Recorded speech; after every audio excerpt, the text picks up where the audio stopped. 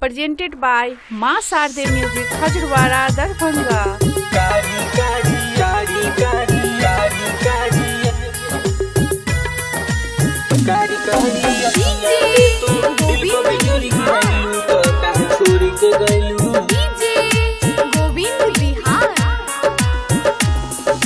कारी कारी अखिया से तू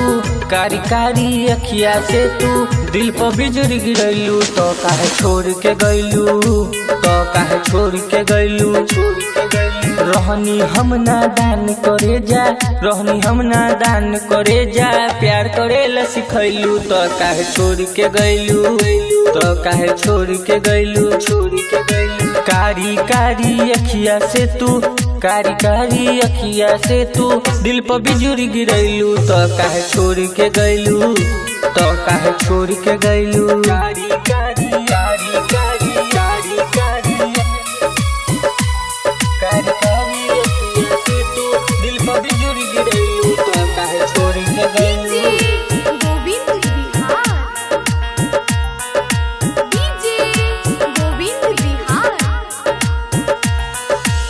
काहे खातिर होई गइलू तू बेवफा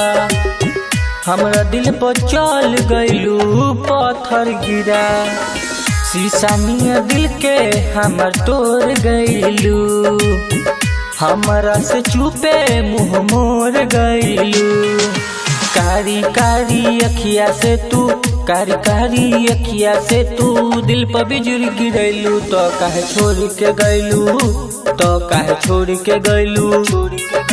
रहनी हम नादान करे जा रहनी हम नादान करे जा प्यार करे ला सिखैलू तो काहे छोड़ के गइलू तो काहे छोड़ के गइलू कारी कारी कारी कारी कारी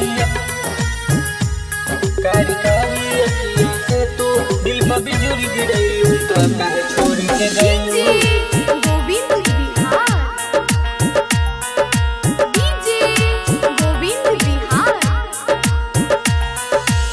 तोहरा बिना निंदिया ना चैन बाटे हो मिले खातिर शंकर बेचैन बाटे हो रूपलाल के बड़ी बुरा हाल बाटे हो जेपी के दिल में दर्द नहीं हटे हो अपना प्यार के कारण सोना जेपी ऑलराउंडर के सोना पापा से पिटवैलू तब प्यार न कैलू तब प्यार न कैलू